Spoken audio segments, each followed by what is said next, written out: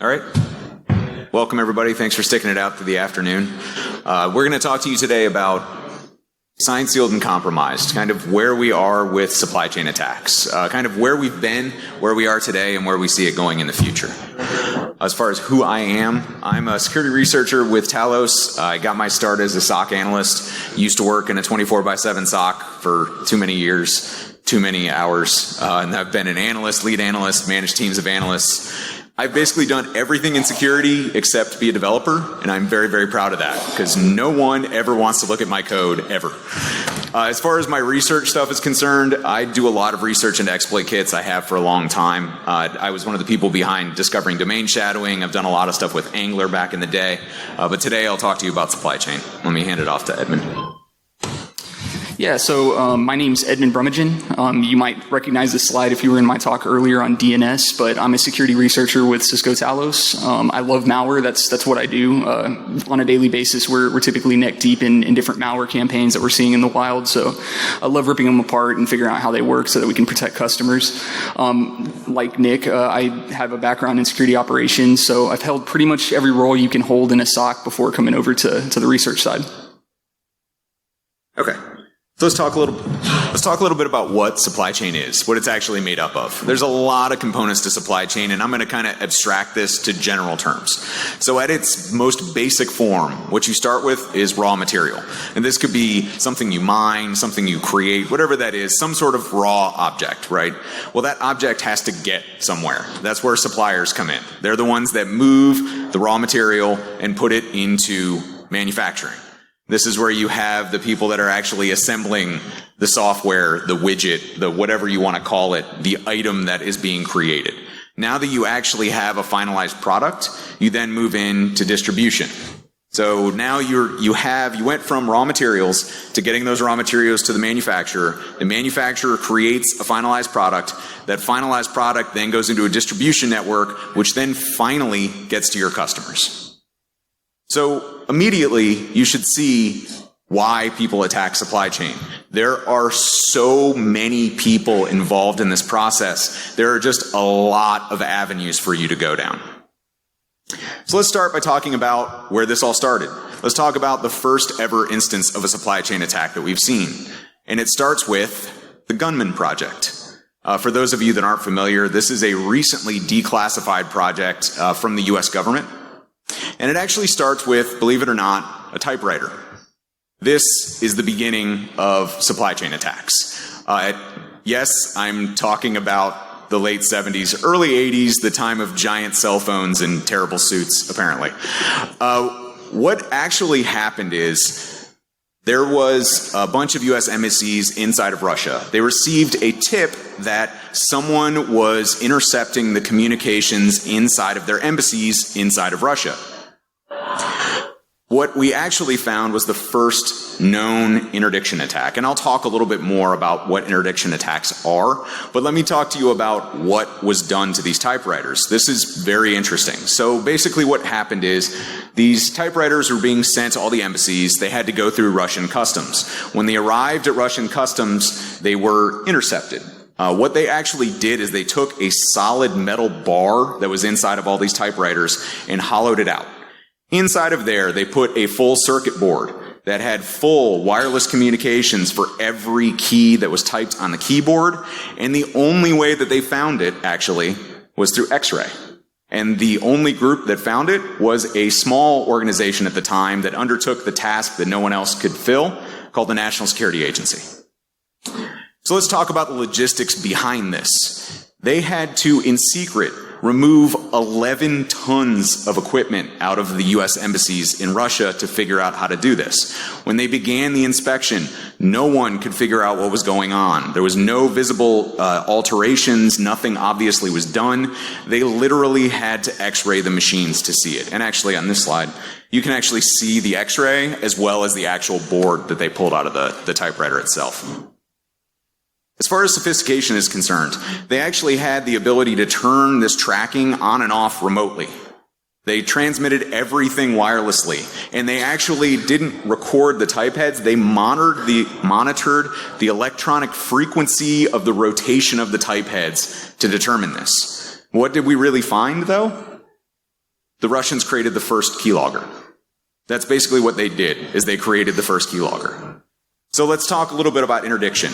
This is probably the most common form of supply chain that you're going to see associated with very sophisticated actors and nation states. The reason that is basically what they're doing is intercepting these products while they're mid-shipment. So once they leave the distributor and are heading to the customer, they will intercept the packages en route, modify them, reseal them, and continue along to their final destination.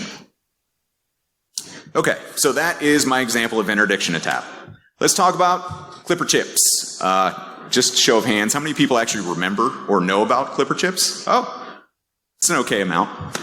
This is also pretty old school. This is actually one of those Clipper chips.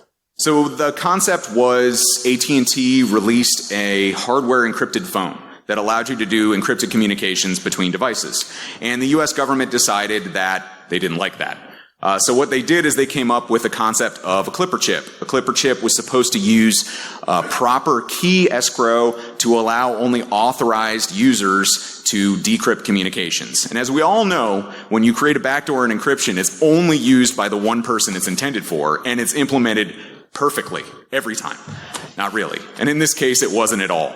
Initially, there was a huge debate around this. And then in late 1994, you had the revolutionary research come out from Matt Blaze, where he blew apart what the chipper clip was, how easy it was to compromise, how easy it was to decrypt the data. And oddly, it never went anywhere. You never really distributed it. It was never actualized as a product. But what this was is kind of the first example of a supply chain and manipulating the physical supply chain of devices. Now, this is a little bit more difficult because this involves you being on the assembly line as the devices and the products are being manufactured. Let's talk about some hardware supply chain attacks today. They don't exist. They don't. And there's lots of reasons for that. If anybody does have examples of wide-scale hardware supply chain attack, I'd love to hear about them because I've never seen it. There's lots of reasons for this. You look at things like circuit boards, right? And then you start taking it even further and start looking at chips. And then you start taking it even further and looking at traces. And you realize that there are hundreds of people, thousands of people, that all their job is all day is to take chips and strip off layers and start looking at where all the wires go. And they do this every single time. So if you want to do a hardware attack, it is going to be extremely difficult and extremely noisy because you can't just compromise one device on an assembly line. You have to compromise all the devices on an assembly line. This is why there are just so many more advantageous and easier ways to attack supply chain that will not result in you having to compromise tens or hundreds of thousands of people. All right, one last thing, network supply chain. This is a pretty common one as well. I'm sure you all remember the Target breach. It's a big deal. A huge credit card data breach. It started with one of these, an HVAC system inside of their enterprise, and people like this who require access to those devices to manage them. And they abused this advice or this access, right? That's how they were able to get in, was by leveraging the access that you provided to your HVAC provider. So generally, the most important thing you need to understand is validating why you are giving people access. Why do you need access to this device? What specifically do you need access to? Coming in and installing and allowing someone unfettered access into your environment because they need to manage an HVAC system is a horrible idea. Additionally, and this is something that's becoming more and more important, you really no longer can just concern yourself about your own security posture, right? You have to start pushing your security posture onto your vendors. How do you know what they're doing to secure their software? How do you know that they actually have a reliable supply chain? As a large organization, these are the kinds of questions you're really going to have to start asking those that you want to do business with. And then another key thing, of course, is how do you monitor that connection, right? Is it fully encrypted? Do you have a way to decrypt those communications? Are you going to analyze what they're accessing and how they're accessing it? And then more importantly, what type of connection do they need? Do they need a site-to-site VPN? Can you provide them with VPN access? Do they want RDP access? Because please God, no, do not give them RDP access unless they have to go through a bunch of hoops to get there. Because everybody knows RDP on the internet is fail-safe. Nothing bad ever happens there. So what are the lessons that they learned about this? Multi-factor authentication is paramount to this. If you have external partners, you should require them all to use multi-factor authentication. At least then you can try and prevent things like credential reuse or credential theft from really coming in and biting you. Please isolate IoT devices. Segmentation is a thing. Please make use of it. It will save you. I know it's a pain to implement. I know it can be costly, but in horrible times, it can save you an awful lot. And nobody really thinks auditing is sexy in security, but man, is it important. You have got to audit the people that have access to this stuff. You have some provider that you provisioned access to 4 years ago that still has credentials that isn't even a provider anymore because nobody looked at who had access and why. And again, key things, segment your network. Do not allow RDP from the internet. I mean, this is just good advice for anyone. Do not allow RDP from the internet. Okay, so I'm going to hand it over to Edmund now to really go deep on what we're really seeing more and more of, which is the software supply chain. Thanks. Yeah, so as we all know, adversaries will typically try to work towards mission objectives, right? And they're typically going to attempt to achieve those mission objectives as cheaply, as quickly, and as easily as possible. So what a lot of attackers have recognized is that as their targets have gotten more mature from a security capability standpoint, it's often quicker, cheaper, and easier to target a third party that they know the company leverages and leverage that access to gain an initial foothold within an organizational environment, right?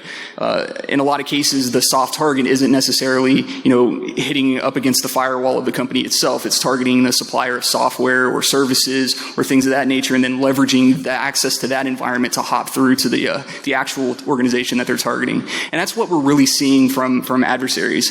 And I'm going to walk through a few examples of some of the types of attacks that we've seen that have had wide-ranging impacts on, large numbers of organizations around the world. This is what a software supply chain attack actually typically looks like. So in a lot of cases, what you'll see is the attackers will compromise the vendor or the manufacturer of a specific piece of software that they know is being used by the target that they're actually going after. And they'll compromise their development environment and use that access to insert malicious code, typically backdoor code, into the software development environment for that company. So when they take the code, compile it, and then ship it to customers, it's already been backdoored. In a lot of cases, it may be signed using legitimate code signing certificates, right? Because they've compromised the actual source code itself. So then that'll typically be distributed to whoever is using the software from the legitimate software manufacturer. Nobody realizing that it's been backdoored. You can check hashes. You can compare the hash of the downloaded file to the one you receive from the software vendor. They're going to match because you're getting it from the legitimate source. They've just been compromised.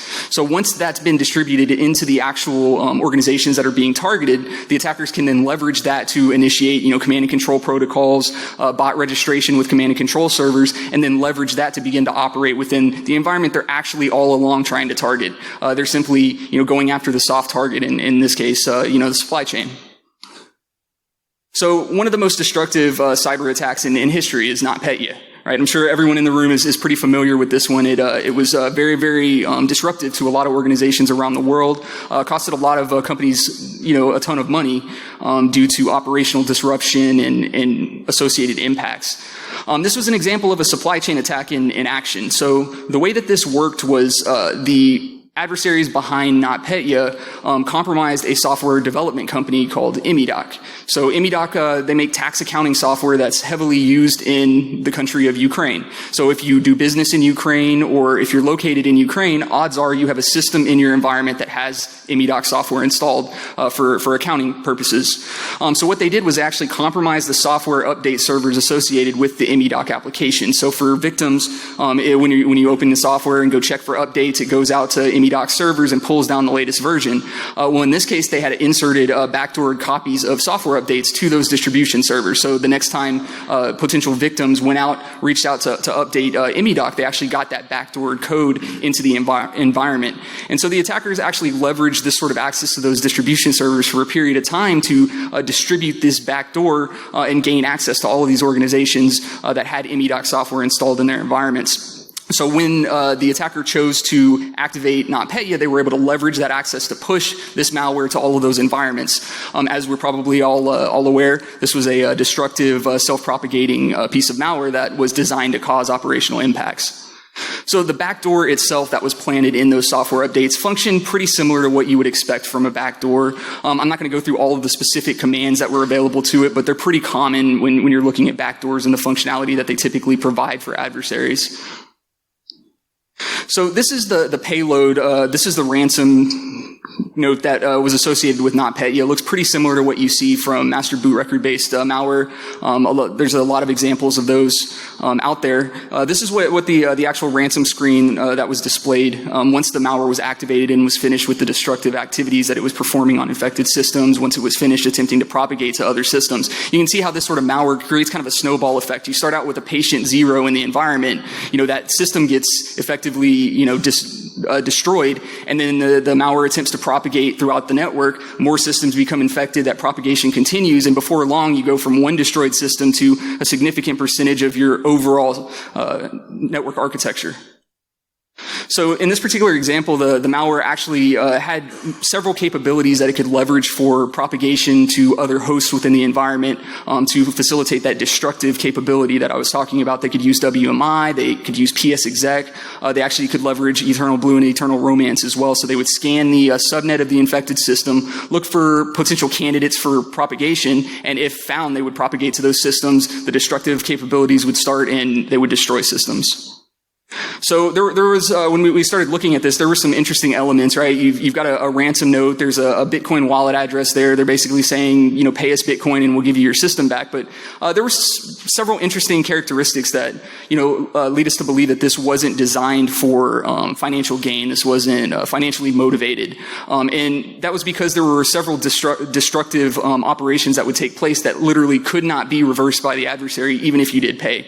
Likewise, the way that they were managing the ransom payouts, they just had a single email address, no unique identifier to manage, who's actually paid the ransom, to know who to give any potential keys or recoverability capabilities to.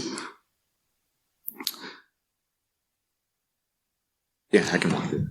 So when you talk about like the types of companies that are typically targeted in these sort of software supply chain attacks, you're not typically going to see companies like the ones on this slide targeted because it's extremely difficult. These are companies that have very, very good security postures. You're gonna see organizations that provide niche software or niche services. In a lot of cases, these might be related to the medical field or the tech field or the banking industry or aviation.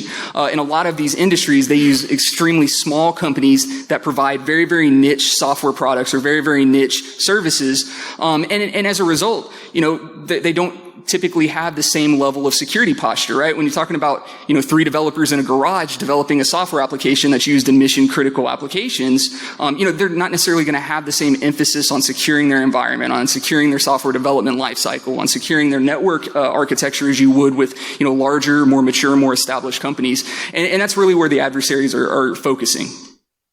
So another example of this in action was with CCleaner, which was a pretty big supply chain attack that had wide-ranging impacts as well. So if you're not familiar with CCleaner, it was an application that was initially created by a company called Puriform that was subsequently purchased by Avast. CCleaner is effectively an application that you can use to kind of like centrally perform a bunch of administrative and management tasks on Windows endpoints. So you can manage installed software, install updates, clear caches and whatnot. It provides kind of a single pane of glass to perform all of those so you're not going across a lot of different control panel applications.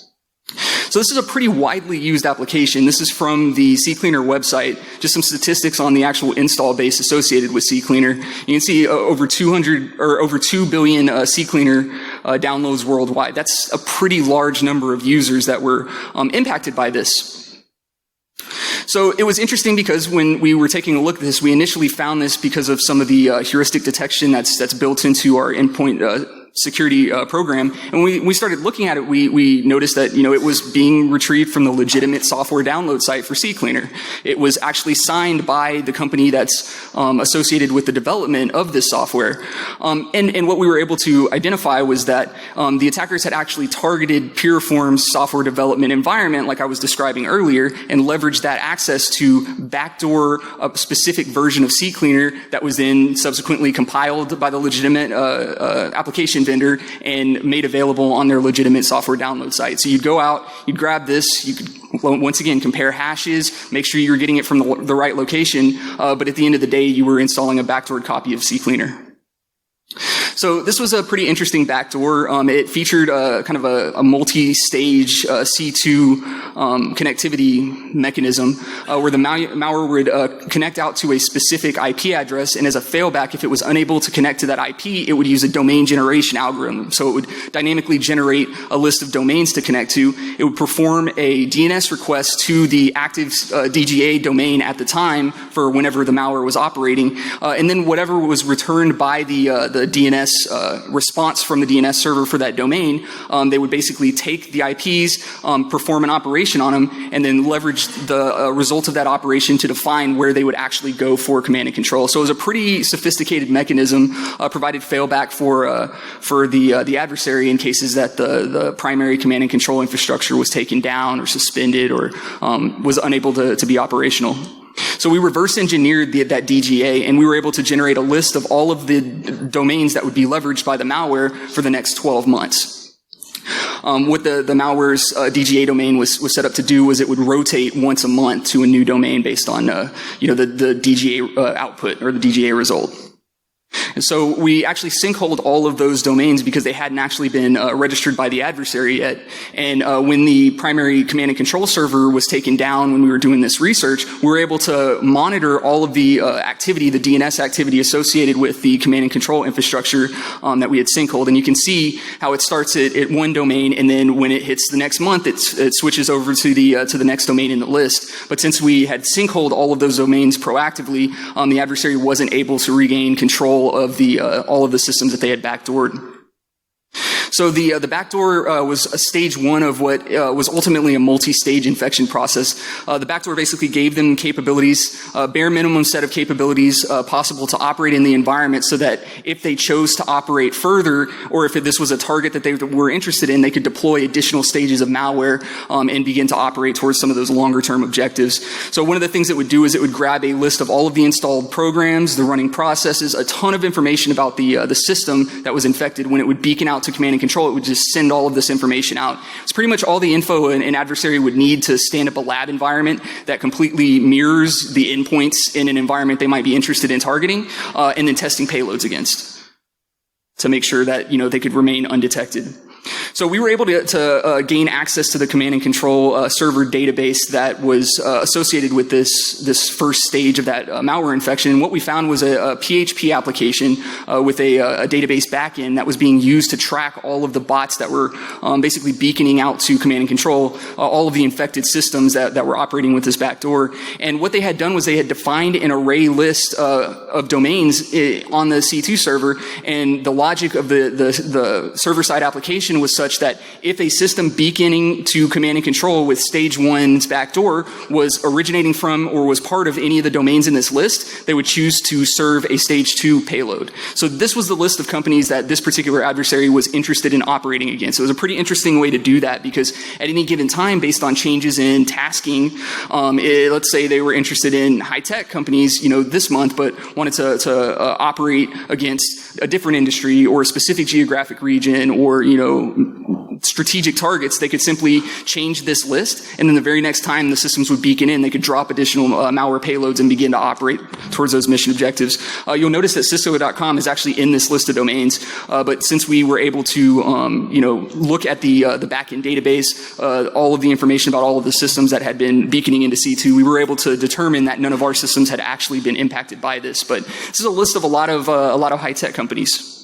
and a pretty interesting way to create a dragnet, a very large botnet that you could use to immediately begin operating further against strategic targets on an ongoing basis. So we did a little bit of analysis of some of the code functions that were available to CCleaner, and we actually did some comparisons against other known malware families that have been operational across the threat landscape, and we found very, very interesting similarities to some existing APT-related malware families that have been seen in the wild.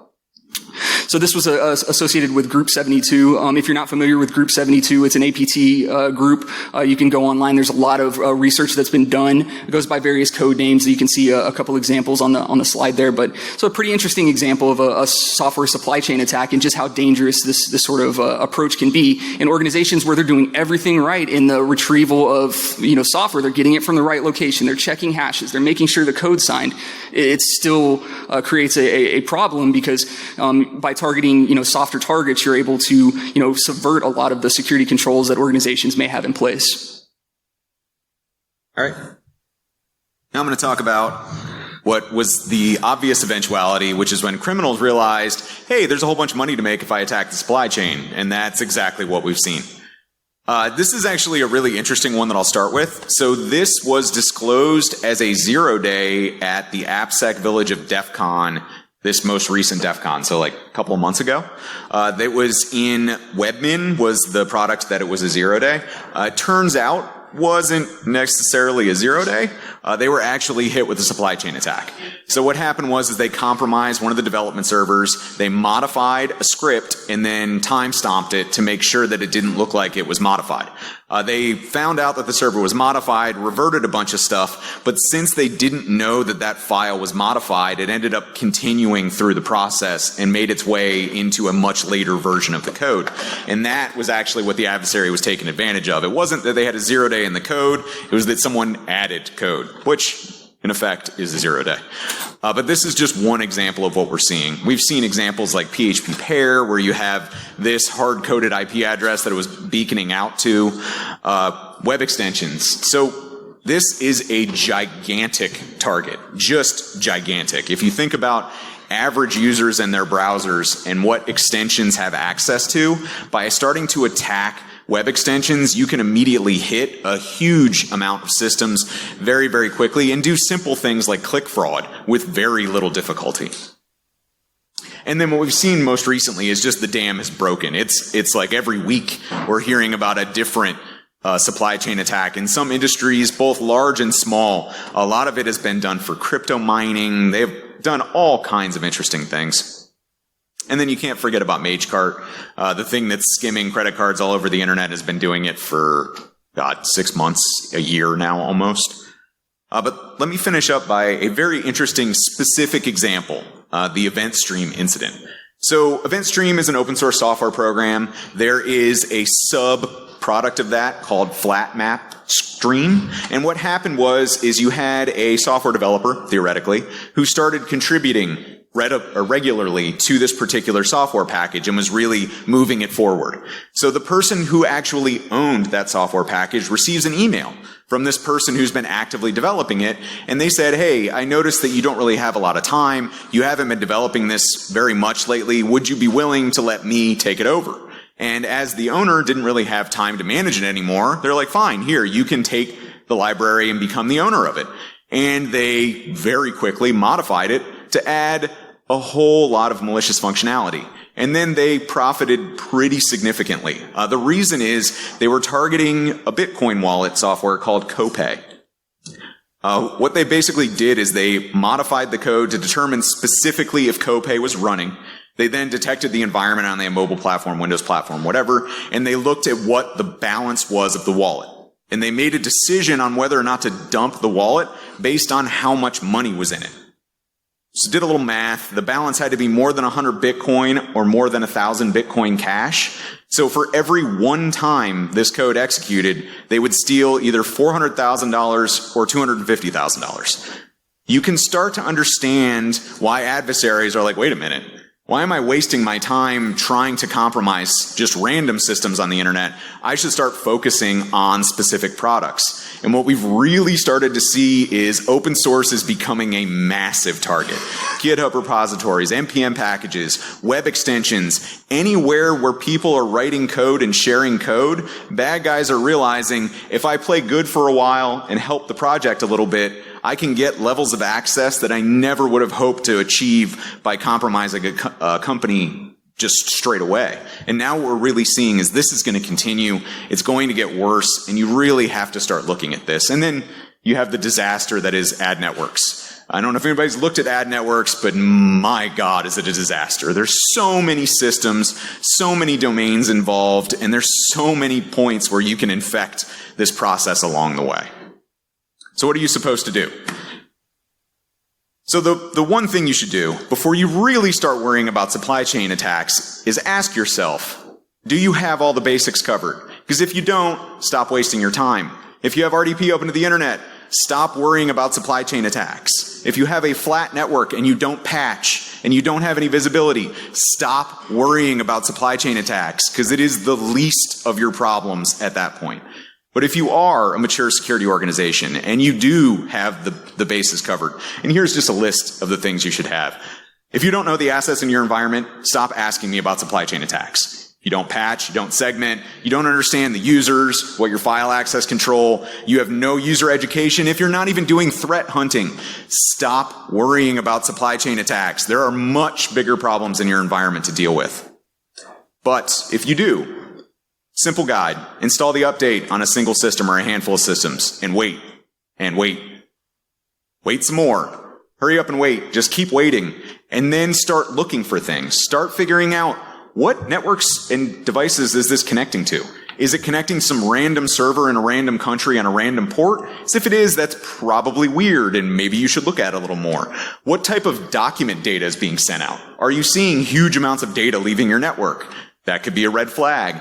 Really scrutinizing the connections that are coming into your environment, realizing what you're doing and isolating your test clients. If you're going to test software updates in production, isolate, segment, make sure that you're willing to lose those systems. You don't want to have this be widely deployed before you understand that it's been backdoored. And then again, I mentioned this before, but you have really got to start considering pushing your security to your vendors. Your security controls do not only apply to your environment anymore. There are years and countless resources spent securing environments. But vendors don't have to worry about that, right? You don't validate their best practices. What you really need to do is generalized industry has to take some education from government and military backgrounds. They've been doing this for a lot longer than we have. They've been worried about this for a lot longer than we have. They already know that you have to have a secure environment. And don't assume because you have a trust relationship that they are secure. Not the same thing. You really need to validate that they actually have a secure environment. Ask them, what are you doing to validate your code? How many people have access to it? Do you have a closed environment? What types of checking are you doing on a continual basis? These are the types of things you need to understand from your vendors. And then as the final thing, how big is this really? Everybody is paying attention. It has already threatened critical infrastructure in the United States. It continues to affect countless organizations, and it is a real concern for everybody. If you're not concerned about this and you are part of a mature security organization, you really should be, because this is where an adversary is going to come after you. If they can't get in the front door, they're definitely going to try going after supply chain. All right, I think we're just about on time. So does anybody have a question or two?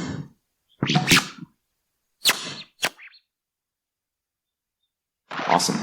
All right, we'll get Wendy up here just about on time now. Thanks, guys. Thanks.